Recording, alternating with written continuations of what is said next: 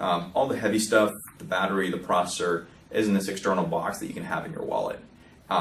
It also has convenient ports for debugging like HDMI and USB and audio analog output.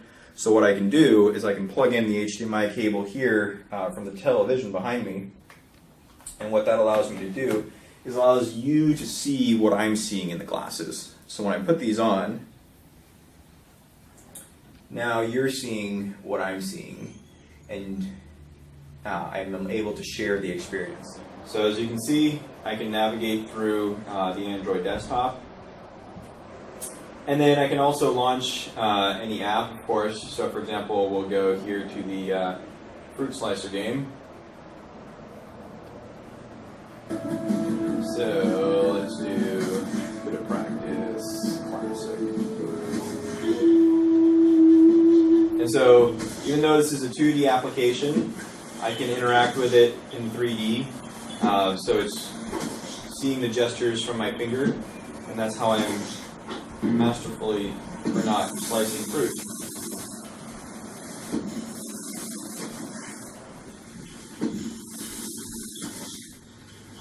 So stop being there. Oops, my finger takes me back.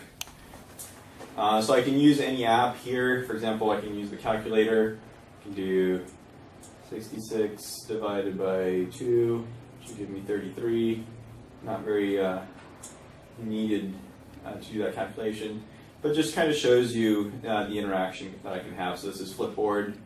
I can navigate my Flipboard app just as I would on an Android tablet, except here I'm doing it in the air, and if it weren't for the HDMI cable that's connected to the TV, I would have complete privacy as to what I'm viewing within the applications. So long five finger will take me back.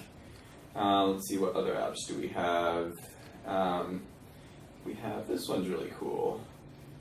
This one shows kind of a 3D model of a skeleton. So it takes a bit to load just because it's a complex 3D model. So give it a second. So now here I have this model that I can move around in 3D space of the skeleton. I can even zoom in and get a closer look at the inside of his head, the inside of the rib cage, and of course I can zoom back out and make him small again. So that really kind of shows you the type of interaction and also the accuracy of your finger tracking that we're doing. So you have very fine control over this 3D model with your finger in space. So we'll go back.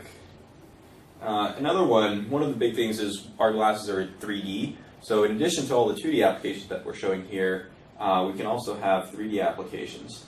So this one is going to look a bit different on the TV because it's showing the 3D displays. So to see in 3D, each eye has a separate display showing slightly different things. So what you see on the left half is what my left eye is seeing, what you see on the right half is what my right eye is seeing. And when I look at it through the glasses, my brain reconstructs the object in 3D. So here I see a heart, so you're seeing two on the TV because it's left and right eye, but in the glasses I only see one 3D model of the heart floating in front of me. And so I can turn it around and I can examine it.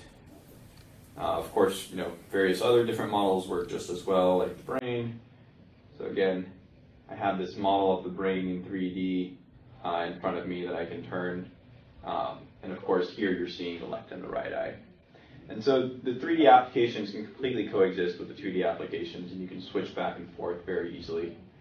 Of course, this being Android, I have my standard, application drawer. I can go to any application, even the settings, and I can go through and I can change my, I can check on my Wi-Fi, for example, see all my different Wi-Fi hotspots that I'm connected to, or any other of the standard Android settings or controls that you would normally have. So again, we'll go back to the home screen.